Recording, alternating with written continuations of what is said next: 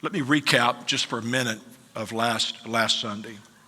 I made the statement to you that personal boundaries are the limits and rules we set for ourselves within relationships. Limits on other people and rules for myself. Matthew 7, verses 13 and 14, Jesus spoke about a wide gate that leads to destruction and a narrow gate that leads to life. Now we know that the present application there is dealing with salvation that's found through Christ. Christ is the narrow gate. But there's a practical application that we're making now when it comes to boundaries. Where there are no boundaries, we find destruction. But where you have personal boundaries set in your life on others and on yourself, it's a narrow way. It can be challenging, but it leads to life. The pathway to life begins with setting personal boundaries. Last Sunday, we asked the question, what are boundaries? What are they? And I gave you 7 types of personal boundaries that I'll not go into today. But I want to remind you in John chapter 2, verse 24, we read that Jesus did not yet entrust himself to them because he knew how fickle the human heart can be. So here's a statement that I want to remind you of, and I want you to grab onto it. It's okay to set boundaries on people. You need to know that. John here said, Jesus, knowing people, knowing men and how they are, he would not entrust himself to them. He set boundaries on people. He set limits on people. What are boundaries? And then last Sunday, we got into our second point on why we need boundaries. Why do we need boundaries? And there are 3 points here, and I got to 2 of them. The first one was learning to steward the life God has entrusted to you. God has given you a life. And with that comes your time, your talent, and your treasure. And he's entrusted you with that life, and he expects you to steward that life. That's why we made the statement, the enemy of the best is the good. You can get caught up in the good and miss the best. So you have to steward your life, your time, your talent, and your treasure. Number 2, we said learning to steward the relationships God has entrusted to you. He's entrusted to you your personal life, and you have to steward that. He's entrusted to you relationships, and you have to steward those relationships. And I made the statement, a significant life. And how many wants to be significant? You want to make a difference. Well, know this, that a significant life is filled with disappointed people. You're going to have to learn how to say no. Because if you don't steward your time, people are going to fill your calendar. And the good that they want you to get involved in is the enemy of the best that God has for you. And so you have to steward your time. And you're going to have to steward the relationships that are in your life. Family, friends, co-workers, you're going to have to steward the relationships you have.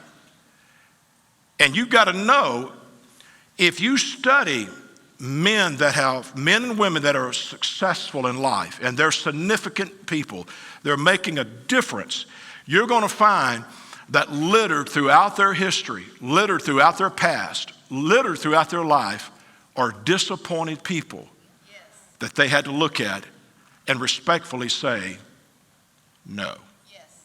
So today, let's pick up part 2 on setting personal boundaries, finding the pathway to life. Father, bless the reading of your word.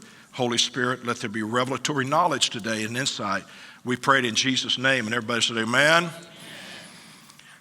So, let's pick up here point number 3 under why the need for boundaries. Why the need for boundaries. You got to steward your life. You got to steward your relationships. But number three, you got to learn to steward the passion God has entrusted to you. Ephesians 5, do not get drunk on wine, which leads to debauchery. Instead, be filled with the Spirit. This is something that we have to all learn and that we have to all apply. And that is, you have to learn to maintain self-control and avoid excesses. You have to avoid getting to excess. You have to maintain self-control. One of the things that I've seen through the years in my life, in the ministry and in business, in marriage, in relationships, I've learned this. Show me a man or a woman that lacks personal discipline, and I'll show you a person that's going to have problems.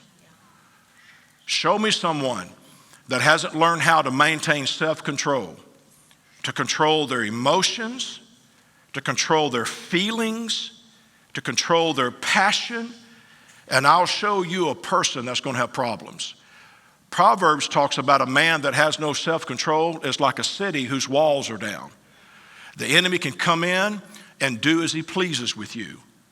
And so you have to learn how to control yourself, to control the passions that God has given you. Passions are good, and they can be very healthy, but you have to learn how to control them.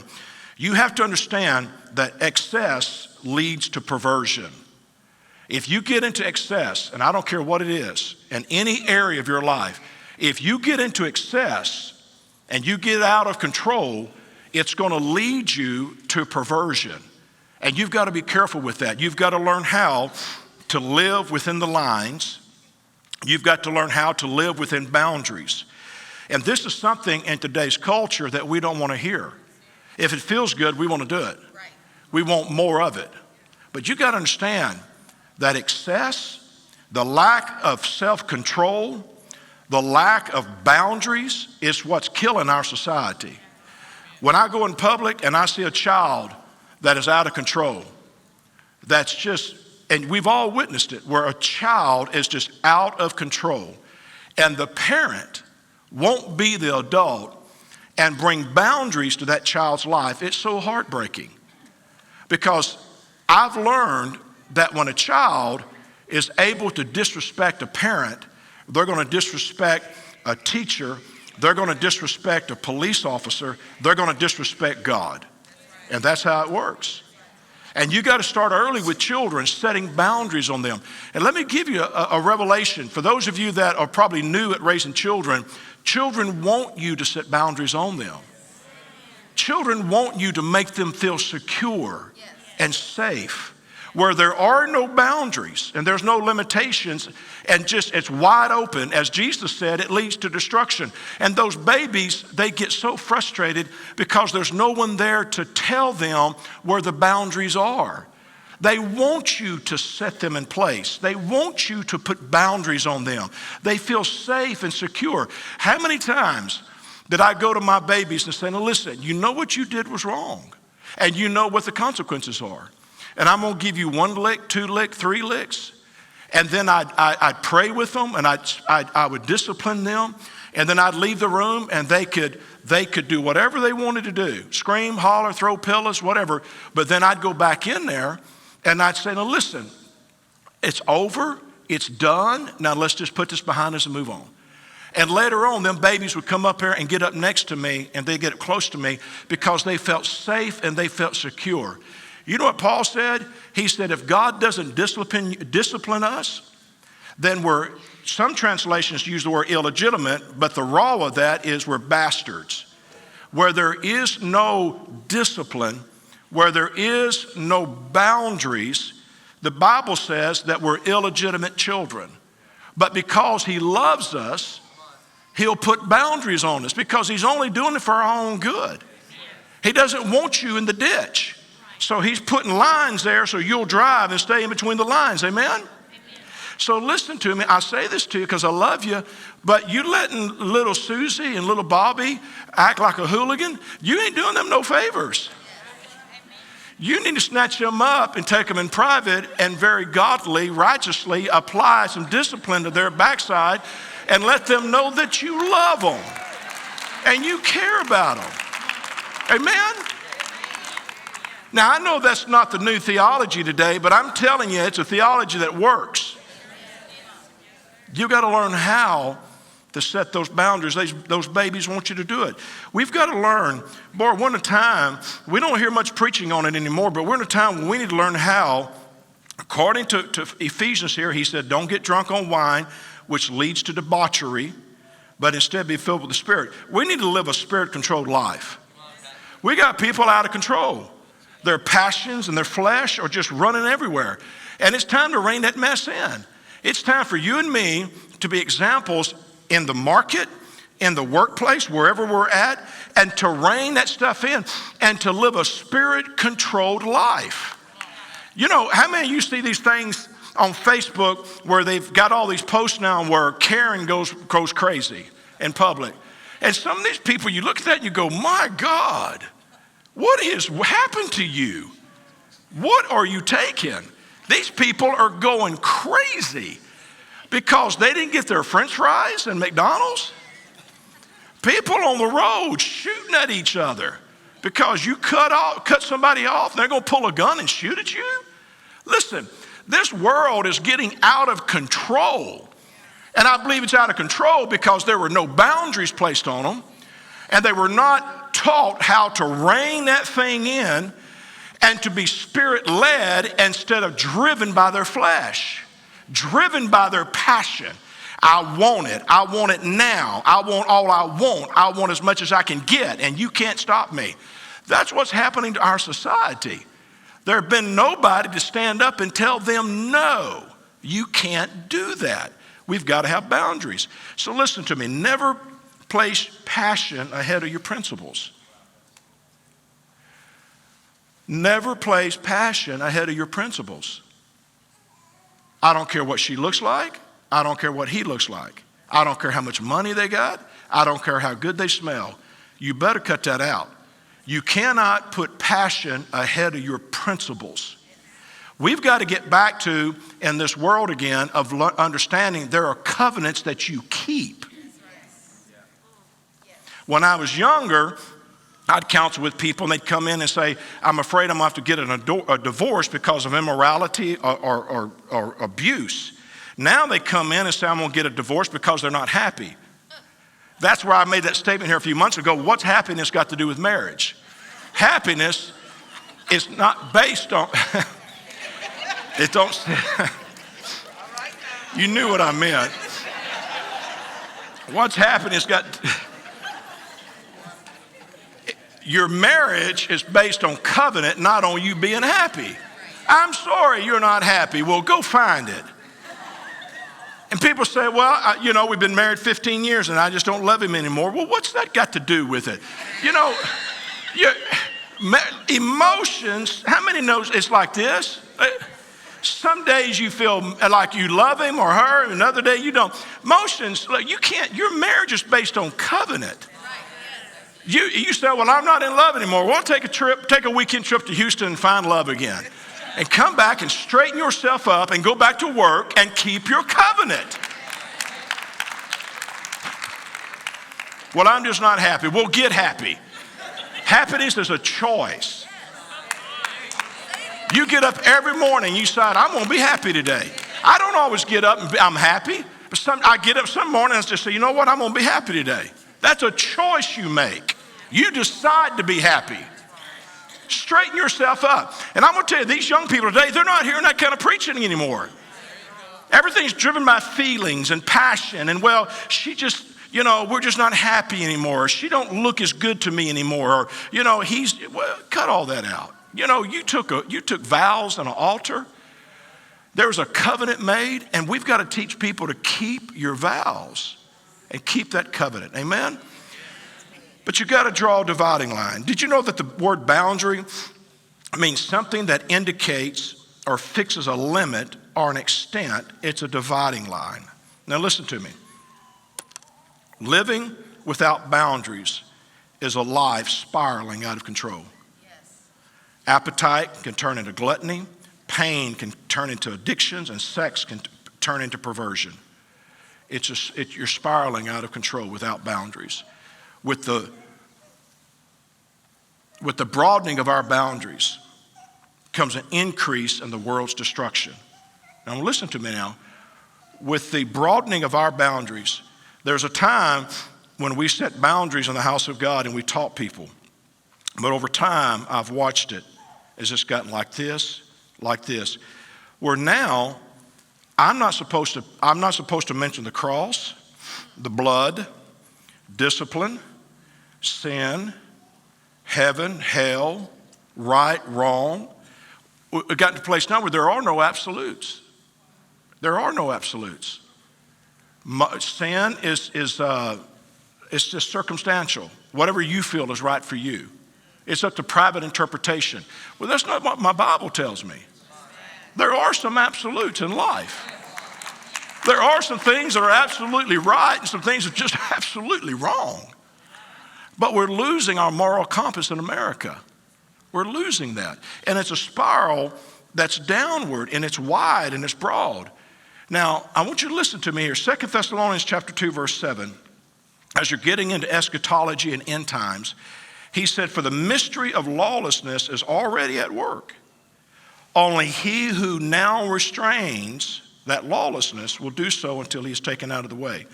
Now, you can study this through commentaries, and you'll find different opinions by theologians, but most agree that he's referring to the Holy Spirit as he's restraining through the church, through the preaching of the gospel, through his people. Have you ever been somewhere? It happens to me all the time now because I'm in, as you know, I sit on city council, I'm in politics, and so I go to a lot of events. And I'm in these events and I'm around people, and sometimes, you know, there's just things going on and talking and da-da-da. And sometimes they just forget that I'm standing there and they'll start to say something inappropriate. Or they begin to use language that's inappropriate or tell a story that's inappropriate. And suddenly they'll stop and they say, oh, Pastor, I'm sorry.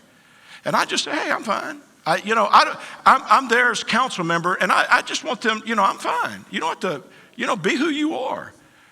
But my point is, by my very presence, I'm restraining. Are you with me? I'm trying to give you a very easy, simple illustration. By my very presence, they turn and go, oh, Pastor, I'm sorry. Because you're here, I feel the need to restrain myself. Holy Spirit is restraining. Now, through conviction and by restraining, Holy Spirit suppresses evil in the world. Now, you need to know that. How many feels like things are getting out of control? Well, you let Holy Spirit be snatched out of here. You let the church be taken out of here, and then you're going to see what evil really looks like. You see, that's why it's so important that we preach the gospel.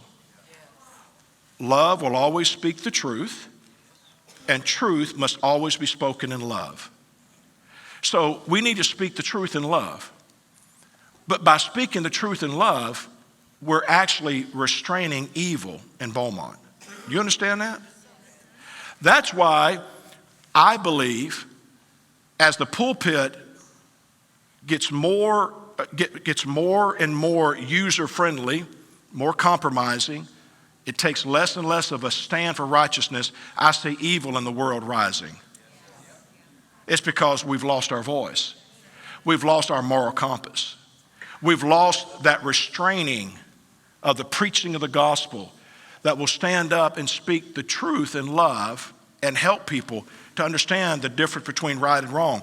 The problem is, see, the restrainer is no longer there. The restrainer, and that restrainer is you and me. To where we walk on the job and our boss, in order to promote the business, wants us to take bribes under the table just to get more business, or give bribes, take or give bribes, but we won't do it. We're not going to do that. That's restraining. Where we're on the job and they want us to commit immorality just to succeed and to get promotions and raises, but we're not going to do that. By taking a righteous stand in this world, we're actually restraining evil in the land. Do we understand that? That's why it's so important that we have boundaries. Limits that we placed on other people that we spoke about last Sunday, learning how to say no to people, limits on people, but rules established for ourselves. So there's limits for others and there's rules for us. Know this statement, old statement, sin will take you further than you want to go, keep you longer than you want to stay, and cost you more than you want to pay. And we got to teach our young people that. That is why boundaries are so important. So let's talk for a minute about how do you establish boundaries. Now remember, we're talking about limits on others and rules for ourselves. How do we establish boundaries? Well, as I mentioned the word covenant, you got to understand boundaries are about covenants, renewing your covenants. Because Jesus said in Matthew 7, narrow is the gate that leads to life. That word narrow means standing, unwavering covenant. Obstacle standing close by. Now think about that. Unwavering covenants. A covenant that you make with yourself and with others. So let's talk about these covenants. Number one, covenant boundary with yourself. Okay? A covenant boundary with yourself. You've got to identify your property line and own your personal space. You see, when you want to put up a fence between you and your neighbor, or you want to build something, it's common practice to get a survey done. So you know exactly where that boundary line is. So you don't encroach on his property and he doesn't encroach on yours. And by setting that boundary line, you know exactly your property line and you know your own personal space and you're able to own it. Now, the great thing about a boundary, when you put limits on other people and you say, this is my property line, within my property line, I can do anything I want. I can paint my house any color I want. I can plant any flowers I want. I can do what I want to do. And if you cross my property line and you try to trespass into my world and try to impose on me your preferences, then that's inappropriate. Don't come across my property line and try to tell me what you like and don't like. You get yourself back over in your yard. You do you, I'll do me. And that's life, amen? And so is it with our minds and our emotions. We have property lines. And we have to learn to put limits on people and say, you can't trespass into my mind. You can't impose your opinion on me.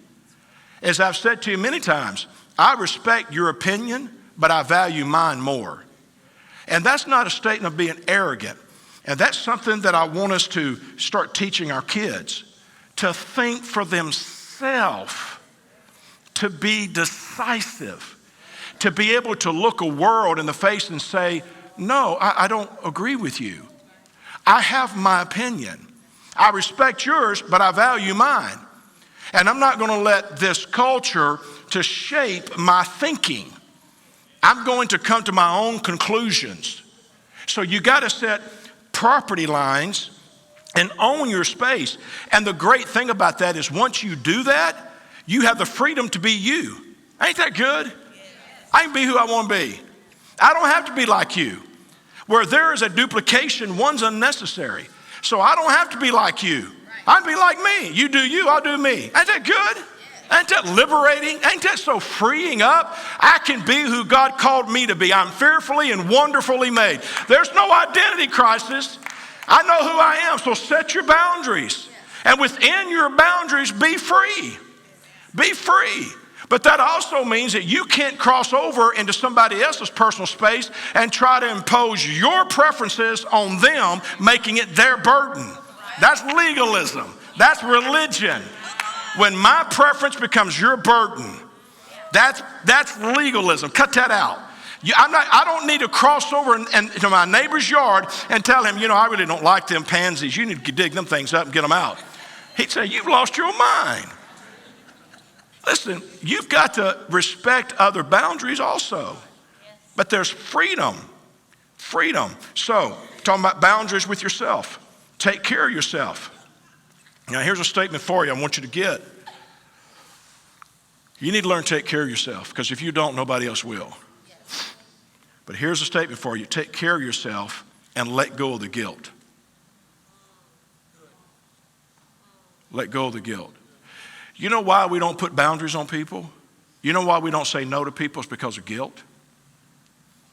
We get guilty as Christians. We just feel guilt. We feel guilt.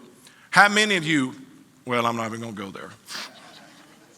But we feel guilty. We feel guilty when we don't help everybody all the time. We feel guilty. We can't say no to people. And the reason we can't say no to people is because we feel guilty. We just feel guilty. And you got to learn how to let go of that guilt. I said it last week. I'm not Jesus. I'm not your answer. And so we have to learn how to take care of ourselves and let go of guilt, and remembering that not every need is my responsibility. I can't fix everything, and I can't fix everybody.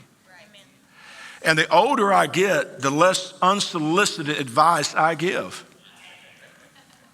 I found that it just doesn't work. I've been talking to people before, and they say, I'm going to do this, and I go, I'd be careful with that, and then that's it. And they won't say, well, why? Talk to me. Tell me what experience you have. They don't ask me. I ain't telling them. It's up to you. Because I've learned that where there's not an open door, I'm not going to kick it down.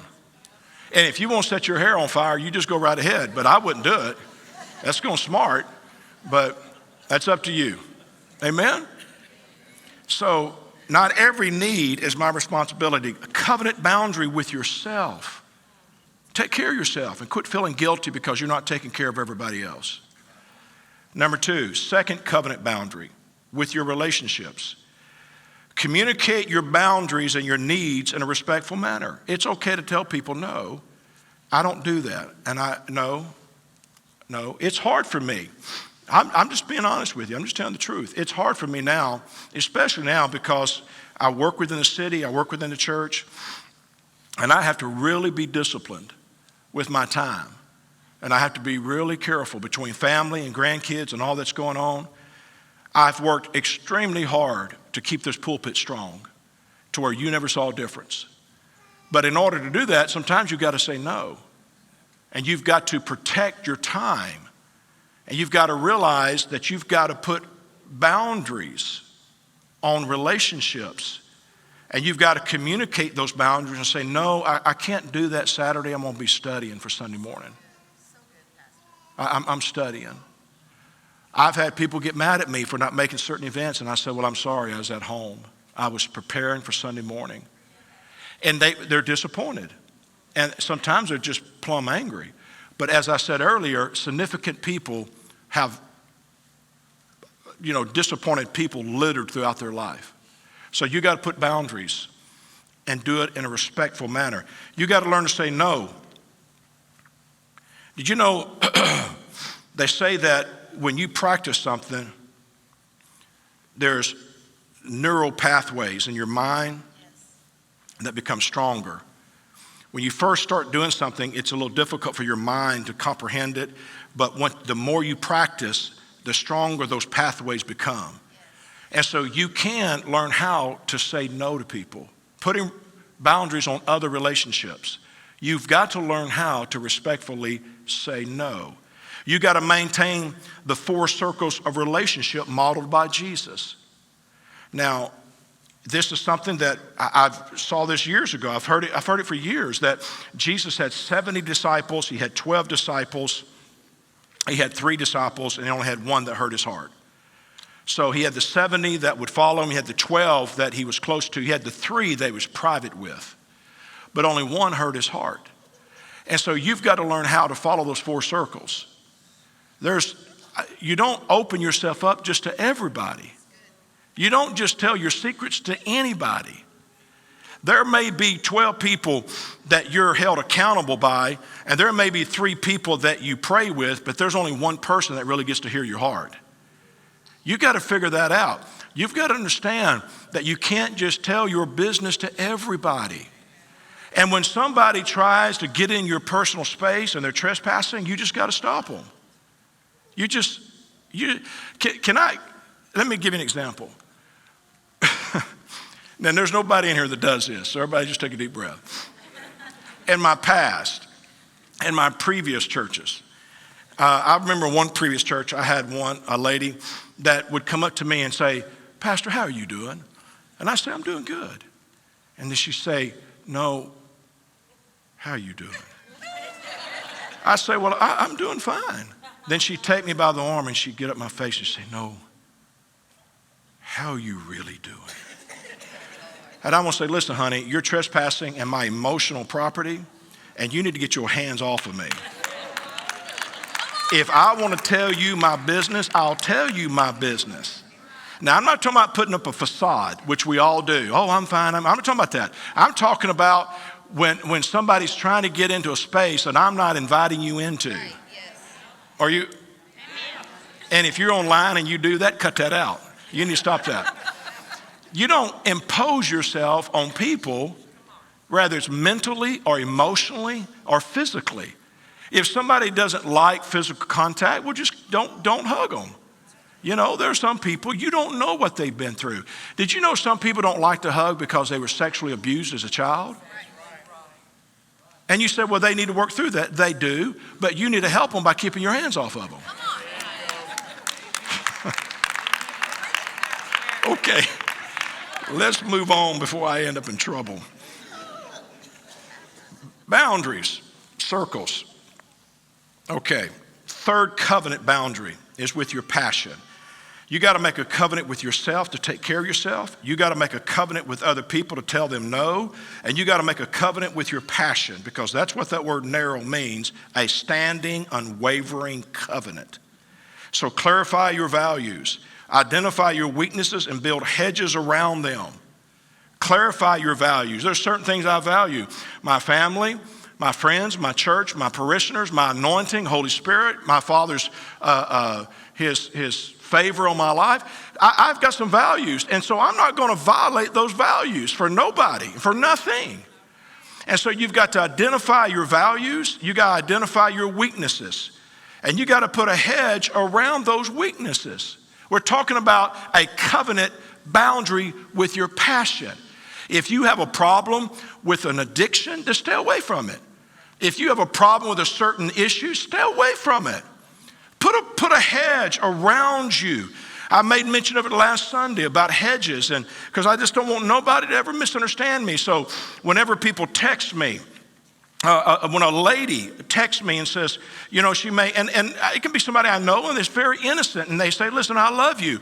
I said, well, listen, Suzanne and I love you, or we love you. But I'm not going to say I love you to anyone else other than my wife. I'm not going to email you and say, well, I love you. I may say, well, Suzanne and I love you. We love you. Our family loves you. That's fine. And you say, well, Pastor, you're being way too careful. That's okay for you. You do you. I'm going to do me. And mine is, I'm not going to tell women I love them. I'm just using that as an example. If you do that, more power to you. But for me, I've put a hedge around myself where if you call me and you want to go have lunch, I say, great, Suzanne and I will meet you. Where you want to have lunch? I'm not going to go have lunch with you just by myself. You say, well, Pastor, it's just innocent. I get it, but people in Beaumont don't know that. And I'm not going to give place to the devil. The Bible says don't let your good be evil spoken of. You say, well, me and this guy on the job, we just go out to lunch together because we're co-workers, we're friends. You ain't got a friend outside of the circle of you and your husband. You need to stop that. You want to go have lunch with Billy Bob? Go with Billy Bob, but you're taking your husband with you. And these women that want to get on Facebook and confide in each other, other men, or men with men, or men with women and women with women. I'm getting it all mad because there's so much going on right now. I don't know who or what's going on. But these people that want to get on social media and they just want to have a soulmate with another man or another woman, you need to stop that. You don't have a soulmate outside of your spouse. But we're just a wide open society now and everything's okay. Well, I just got a soulmate. You ain't got no soulmate outside your marriage. You got to put a hedge. A hedge. You got a problem with your eye gate and you can't handle it, then cancel HBO.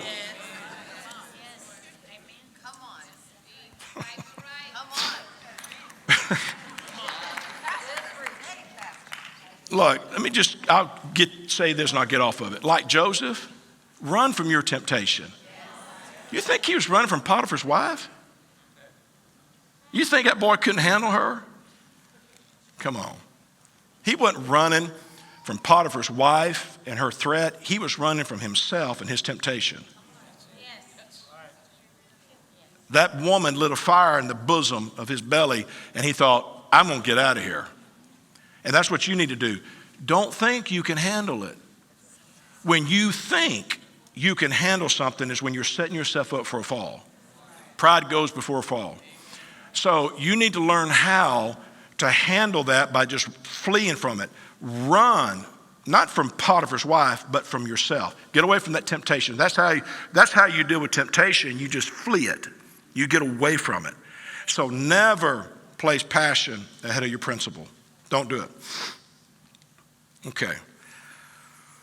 Know this, that maintaining healthy, unwavering covenants and hedges in our lives is how we avoid destruction and remain on the pathway to life. Stephen, come help me. Maintaining these hedges, which is like last Sunday, we spoke about placing limits on other people and learning to say no. And then this Sunday, by placing rules, establishing rules for ourselves and learning how to control ourselves. We have to have these covenants with myself, with my relationships, and with my passion. With myself, I'm going to take care of myself. With other relationships, I'm going to say no. And with my passion, I'm never going to put that passion ahead of my principles. I know what my values are, and I'm going to protect those values by putting hedges around my life and saying, I ain't going to do that. There are 4 reasons why we fear setting boundaries. And I thought about not giving this, but I just can't do it. And I've got a couple more minutes and I'm done. But there are 4 reasons why we don't set boundaries.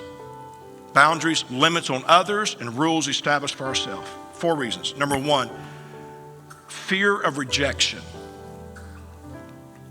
and damaging the relationship. That's why parents can't say no to kids. Well, I'm just afraid, they'll grow up to hate me. Fear of rejection. That's why we don't say no to kids. We're afraid.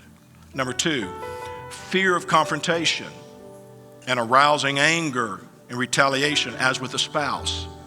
Well, if I tell her no, I'm going to pay for it. If I don't set a boundary on her spending, if I don't set a boundary on his hobbies, his time away from the family, if I don't set a boundary on this or that, I'm afraid he or she will get mad at me. Retaliation.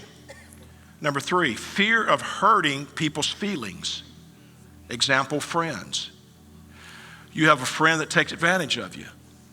You have a friend that's always imposing on your time and your family. You got a friend that's always borrowing money. You got a friend that won't respect your property line of your time, your talent, and your treasure. You got a friend that's just always taking advantage of you. You have to understand, you don't set boundaries because you're afraid to hurt their feelings. Number 4, fear of being misunderstood, misrepresented. Example with coworkers. You don't want your coworkers to misunderstand you, so you don't put boundaries on them. You just do what they want, when they want, how they want it. You're a people pleaser. You're a people pleaser because you just can't set boundaries. You're afraid they're going to misunderstand you. You're afraid they're going to misrepresent you to other coworkers. Well, you just can't. They won't ever do anything for you. Let me tell you something. There are some people, I don't care how much you say yes, and I don't care how much you give them, there's no end to that. It's never going to stop. They're takers, and that's just the way they are. They're always going to be takers. And when you're a people pleaser, you got the makings of a perfect storm. You got a taker and you got a giver, and they're going to run you right into the ground. And at some place, you're going to have to rise up and learn how to look at them respectfully and say, no. I can't do that. So, Proverbs 29:25 says, the fear of human opinion disables. Trusting in God protects you from that. There are people in life that are disabled.